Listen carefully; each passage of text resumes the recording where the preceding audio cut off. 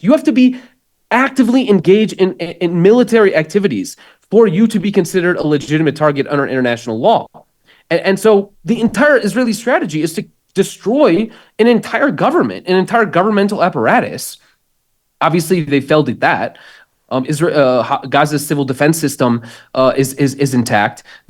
We saw Anthony Blinken say just a day or two ago that Hamas has recruited more fighters than fighters have been killed. So there are more Hamas fighters today than there were on October 6, 2023. And remember, Israel's stated goal was the complete eradication of this organization and all of its governing institutions. And so obviously, from the Israeli perspective, this ceasefire deal is a catastrophic failure because they haven't achieved any of their wartime aims. They haven't destroyed Hamas. They haven't destroyed the Hamas government.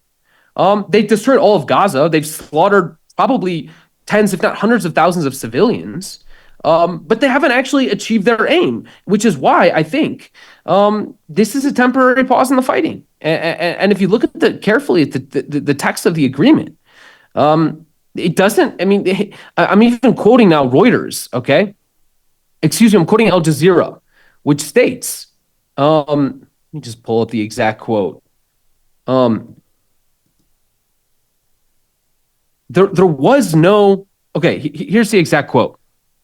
Israel, though, has insisted that no written guarantees be given to rule out the resumption of hostilities.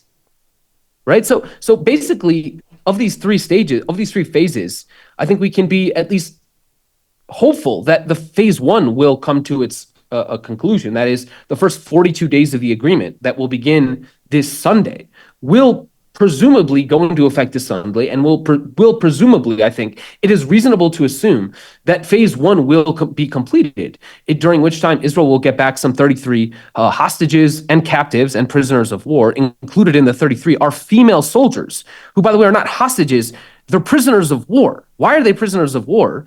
Because they've been imposing and enforcing an illegal and unethical siege and blockade on 2.2 million people that was deemed illegal by the UN and by every major human rights organization already 15 years ago.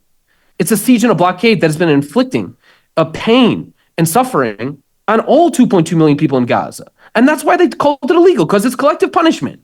Because in 2022, when Fatima al-Masri, a 2-year-old Palestinian girl, applied for an exit permit to leave Gaza because she needed medical treatment that she could not get in the Gaza Strip owing to the blockade, she was denied that permit and she died. She was murdered by the Israeli government for having committed the crime of being born a 2-year-old girl in the Gaza Strip. Right? So it was the Israeli soldiers who are now sitting in the tunnels who were enforcing that blockade and who murdered Fatima al-Masri. So they're not hostages, I'm sorry. They are prisoners of war, at least the soldiers are.